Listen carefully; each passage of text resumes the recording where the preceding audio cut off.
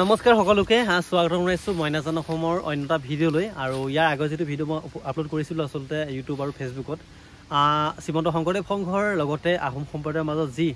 বাকযুদ্ধ হৈ আছে বাকযুদ্ধ বুলিয়ে কৈছোঁ বাৰু যিমান যি হ'লেও নহয় জানো তৰ্কতৰ্কি লাগি আছে তাৰ উদ্দেশ্যকে মই এটা ভিডিঅ' উপস্থাপন কৰিছিলোঁ ইয়াৰ আগৰ যিটো ভিডিঅ' আপোনালোকে চালে সেইটো গম পাবই তাত বহুতে আচলতে বহুত ভাল কমেণ্ট কৰিছে শংকৰৰ বিষয়ববীয়াসকলে হওক বা আহোম সম্প্ৰদায়ৰ লোকসকলে হওক বা আমাৰ সচেতন নাগৰিকসকলে হওক বহুত ভাল কমেণ্ট কৰিছে আচলতে যি কৈছোঁ ভালেই কৈছোঁ বা এনেকুৱা ধৰণৰ চিন্তাধাৰা হ'ব লাগে আচলতে মই ভাল বেয়া সেইটো বিচাৰ কৰিবলৈ ভিডিঅ'টো বনোৱা নাছিলোঁ কিন্তু ৰাইজে আচলতে বহুত বেছি মৰম দিছে কিয়নো মই শংকৰ সংঘ বা আহোম সম্প্ৰদায়ৰ লোকৰ হৈ পেলাই মই ভিডিঅ' বনোৱা নাই সচেতন নাগৰিক হিচাপে মই নিজৰ মনৰ অনুভৱখিনি প্ৰকাশ কৰিছিলোঁ আৰু আপোনালোকে বহুত বেছি বুজি পালে আচলতে বহুতে বুজি নাপালে তই একো নাজানো ইত্যাদি ধৰণৰ মোকো নিগেটিভ কমেণ্ট কৰিছে মানে মোক গালি পাৰিছে আৰু একো নাই মই গালি খাবৰ কাৰণে ভিডিঅ' বনোৱা নাই কাৰণ কেৱল নিজৰ অনুভৱখিনিহে প্ৰকাশ কৰিছিলোঁ বাৰু একো নহয় আজি আৰু এইটো ভিডিঅ'ত আচলতে বৰ বেছি কথা নকওঁ যিহেতু আপোনালোকে সকলোৱে জানেই সকলো আচলতে জ্ঞাত যিখন যুদ্ধ বৰ্তমান সময়লৈকে লাগি আছে এটা কথা স্পষ্টকৈ কৈ দিছোঁ আচলতে যিহেতু আমি সকলোৱে কৈ থাকোঁ এখন আমাৰ অসমীয়া মানুহ আমি অসমত অসমীয়াগিৰি চলিব লাগে যদি অসমীয়া মাজতে যদি অসমীয়াগিৰি দেখাই থাকোঁ অসমখন উন্নতি নহ'ব এই বাহিৰত থকা বাহিৰৰ মানুহখিনি যিখিনি অসমত কাম কৰিছে তেওঁলোকে আমাৰ অসমৰ মানুহখিনি হাঁহিব আচলতে বা অসমত অসমীয়া যুদ্ধ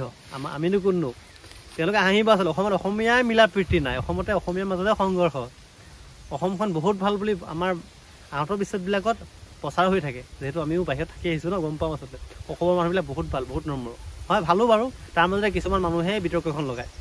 মই এইকাৰণে আগৰ ভিডিঅ' বনাইছিলোঁ যে সকলো মানুহ মিলা প্ৰীতিৰে বুজাবুজি ৰাখক নহয় জানো কিয়নো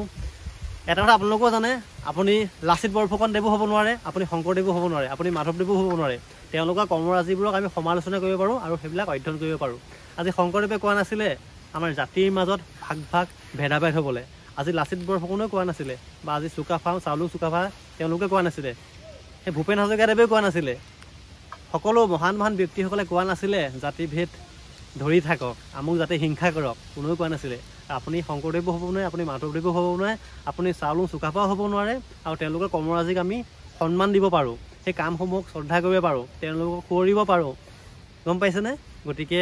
যিহেতু আপুনি বা মই তেওঁলোকৰ দৰে মহান হ'ব নোৱাৰোঁ তেওঁলোকে দি থৈ যোৱা সেই বস্তুবিলাকতো আঁতৰি ল'ব পাৰোঁ নহয় জানো গতিকে মই এটা কথা কওঁ এইটো ভিডিঅ'ত যাতে কোনো যাতে ভুল নুবুজিব আমাৰ অসমখন অসম হৈ থাকিব দিয়ক অসমীয়াৰ মাজত বাকযুদ্ধ নানিব ক'লোৱে আপুনি শংকৰদেৱো হ'ব নোৱাৰে আপুনি মাধৱদেৱো হ'ব নোৱাৰে তেওঁলোক কৰ্মৰাজিক আমি আদৰিব পাৰোঁ কাৰণ তেওঁলোকে শিকোৱা নাছিলে আমাৰ জাতিৰ মাজত যুদ্ধ কৰিবলৈ জাতি ভাষা বৰ্ণ নিৰ্বিশেষে জীয়াই থাকিবলৈ শিকাইছিলে সকলোৱে মহান ব্যক্তিসকলে গতিকে ইমানখিনি নহয় জানো এটা সৰু কথাতে লাগি ইমান অসমত গোটেই হুলস্থুল লাগি আছে বৰ্তমান সময়লৈকে হয়তো সকলোৱে গম পায়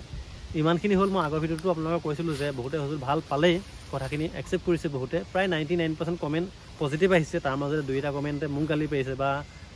বদনামত দিছে শংকৰ কাম নাই কিছুমানে এনেকৈ দিছে কিছুমানে আহোমসকল কাম নাই এনেকৈ ধৰণৰ দিছে দিবই কিছুমান ফেক আইডিৰ পৰা এইবিলাক কমেণ্ট দিয়া মানুহ থাকেই কিন্তু তাৰোপৰি আমি সকলো মানুহ যেতিয়া